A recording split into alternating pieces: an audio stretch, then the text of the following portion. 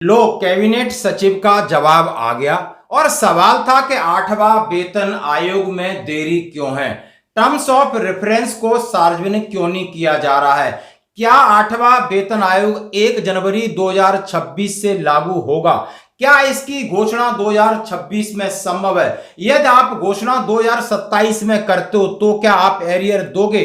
बिल्कुल दोस्तों, सीधा सीधा वीडियो जारी किया है जेसीएम के शिव गोपाल मिश्रा, जो स्टाफ साइड सेक्रेटरीज हैं, और उनका आप वीडियो में आपके सामने रखूंगा।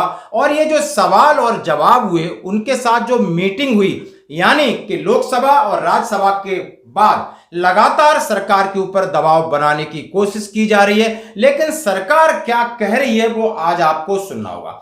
और कहने वाले व्यक्ति हैं टीवी सोमनाथ, जो पहले फाइनेंस सेक्रेटरी थे, वित्त सचिव थे।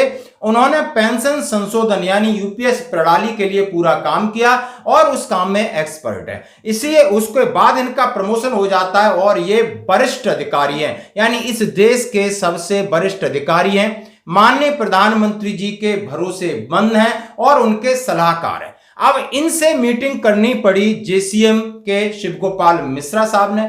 और जेसीएम क्या है, जैसा हम सभी जानते हैं, जॉइंट कंसल्टिंग मशीनरी, और ये आधिकारिक है सरकार की तरफ से, यानी कर्मचारियों की चिंता हो, कर्मचारियों की पेंशन संबंधी हो, पे संबंधी हो, सीधी शांतिपूर्वक बात करने के लिए अधिकृत हैं। जैसा कि 1996 से यानी ये सरकार ने इस तरह की एक कमेटी बनाई जेसीएम, और जिसमें अलग अलग विभाग के बहुत सारे कर्मचारी और नेता होते हैं और वो कर्मचारियों का पक्ष सरकार के सामने रखते हैं। अब इनके नेता हैं ये शिव गोपाल मिश्रा जी। जैसा कि उन्होंने कहा था कि हमने डिपार्टमेंट ऑफ एक्सपेंडिचर के सचिव से मुलाकात की, लगातार अपनी चिंताएं बताई, टर्म्स ऑफ रेफरेंस के बारे में सजेशन दिया, लेकिन सरकार की तरफ से जवाब नहीं आता है। और सीधा उन्होंने टाइम लिया कैबिनेट सचिव से मिलने का, और मुलाकात होने के बाद इन्होंने क्या कहा, जरा वीडियो सुने।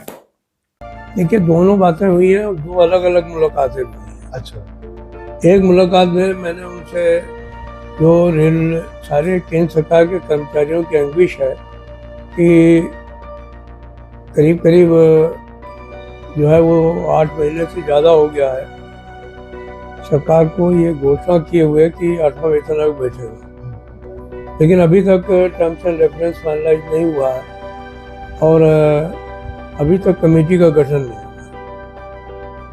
और टर्म्स एंड रेफरेंस के बारे में जेसीएम स्टाफ साइड से मीटिंग भी हो चुकी है। तो ये जो विलम्ब है वो केंद्र सरकार के कर्मचारियों को काफ़ी जो है वो तंग कर रहा है, क्योंकि ये पे कमीशन की जो रिपोर्ट है वो 1 जनवरी 2026 से लागू होगी। तो लोग कहते हैं कि अभी तक जब कमेटी नहीं बैठी है तो ये 1 जनवरी 2026 से लागू होगा। अब अगर मैं ये मान लूँ कि चलो 2026 से नहीं लागू होगा और ये जो है वो 2027 से लागू, 2027 में आएगी रिपोर्ट, तो फिर सवाल है लोगों के सामने आ जाता है कि फिर इसका जो अलाउंसेज है उनका क्या होगा। जी। मान लीजिए आप तनख्वाह को बढ़ा देंगे 1 जनवरी 2026 से, लेकिन अलाउंसेज के बारे में आप कहेंगे कि अब आपका जब रिपोर्ट आएगी तब से देंगे। तो आजकल के जो लोग हैं वो सारी चीज़ें समझते हैं, इसलिए हमने मुलाकात की थी। मैंने उनसे कहा कि भाई इसको लेकर के लोगों के अंदर बहुत जिज्ञासा है। उन्होंने कहा नहीं, चीज़ें प्रोसेस में है और बहुत जल्दी इस पर कोई फैसला आ जाएगा। जैसा दोस्तों आपने सुना, उन्होंने कहा कि केंद्रीय कर्मचारियों की चिंता है, और चिंता यह है कि आपने 8 महीने पहले यानी 16 जनवरी 2025 को 8वें वेतन आयोग की घोषणा की। हम लोगों में खुशी की लहर दौड़ गई और सरकार पर भरोसा हो गया। जैसे सरकार उन दिनों कह रही थी कि नहीं, हम आपके टैक्स में भी ज्यादा छूट देंगे और मध्यम वर्ग का पूरा ख्याल रखेंगे। उसी वक्त जो कि जब हम घोषणा का इंतजार कर रहे थे, शायद 30 जनवरी के आसपास होगी, लेकिन माननीय प्रधानमंत्री जी ने 16 जनवरी को यह घोषणा करके हमको चौंका दिया।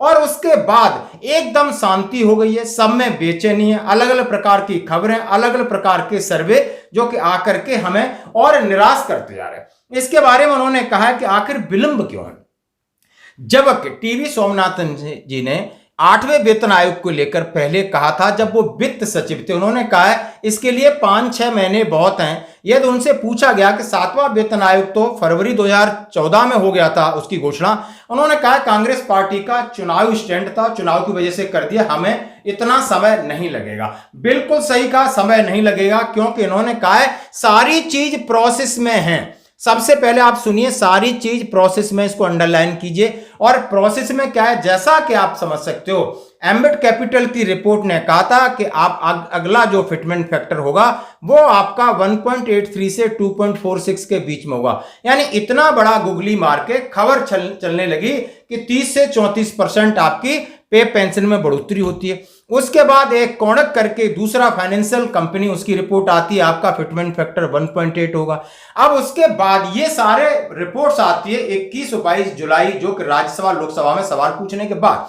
यानी सरकार पूरा प्रोसेस कर रही है, ये बात तो क्लियर है, लेकिन सरकार देखना चाहती है कि जितनी हम खबरें फैलाएंगे उनका रिस्पॉन्स क्या मिलता है। और इसी के तहत उन्होंने कहा कि आप टर्म्स ऑफ रेफरेंस को फाइनल तो करिए। शिव गोपाल मिश्रा जी ने टर्म्स ऑफ रेफरेंस की बात की कि जो पॉइंट हमने दिए आपने स्वीकार किए, उसका हम धन्यवाद देते हैं। जैसा कि वित्त राज्य मंत्री पंकज चौधरी जी ने राज्यसभा के अंदर सभी के सामने बता दिया था कि जेसीएम स्टाफ साइड की तरफ से उन्हें जो पॉइंट्स मिले हैं वो इस प्रकार हैं। और पॉइंट्सों के लिए उन्होंने कहा था कि नहीं, उन्होंने कहा फैमिली यूनिट को बढ़ाना, 3 से 3.6 करना, माता पिता को उसके अंदर जोड़ना। उसके साथ उन्होंने कहा कुछ पे लेवल्स हैं जो नीचे लेवल हैं उनको मर्ज करना, ये बात कही थी। फिटमेंट फैक्टर में सुधार, क्योंकि पुरानी चीजों को लगभग उन्होंने कहा है 60 साल पहले की चीजों और आज की चीजों की रिक्वायरमेंट है, उनको इसके अंदर शामिल कीजिए। तमाम बातें कहने के बाद उन्होंने कुछ पॉइंट कहे थे। उन्होंने कहा है कि हमारा पॉइंट है कम्युटेशन रिकवरी पर 15 साल की जगह 12 साल किया जाए। एडिशनल पेंशन के बारे में बताया। तमाम चीजों के मुद्दे वित्त राज्य मंत्री पंकज चौधरी ने कहा, उन्होंने इनका धन्यवाद दिया। अब उनका जवाब आता है, आप परेशान मत होइए, सारी चीजें समय पर लागू हो जाएंगी। उन्होंने कहा है माना कि 1 जनवरी 2026 को तो इम्पॉसिबल है, क्योंकि अभी तक आपने टर्म्स ऑफ रेफरेंस और आयोग की घोषणा ही नहीं की है। सर तो कैसे होगा? उन्होंने बोला कोई बात नहीं, समय लगेगा लेकिन सब चीज मिलेगी। फिर सवाल पूछा गया कि यदि 2027 में आप इंप्लीमेंट की घोषणा करते हो तो इसका मतलब यह है कि आप पिछले पे कमीशन की तरह आप भत्तों का एरियर नहीं दोगे, यानी उसी दिन से आप सारे अलाउंसेस लागू करोगे। तो बीच में जो 2-2.5 साल का जो घाटा है केंद्रीय कर्मचारियों का, वो सरकार उसको फायदे मिलेगी। सारे सवाल रखे। अब उन्होंने कहा कि आपको एरियर भी देना होगा केंद्रीय कर्मचारियों। कौन कहा कि 10 साल हम इंतजार करते हैं, इस बात को लेकर हमारी उम्मीदें रहती हैं। डीएमर्ज की बात की, सारे सवालों के जवाब उन्होंने इस तरीके से दिए।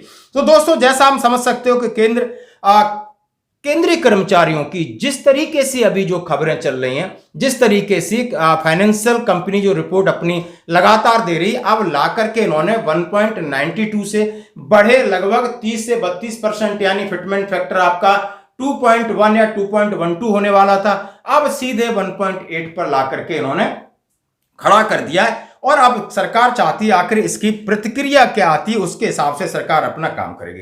दोस्तों हम आपसे सवाल पूछना चाहते हैं, क्या सरकार ने अपना मन बना के रखा है? क्या अब आगे की जितनी ये चीज हो रही है सब फॉर्मेलिटीज है?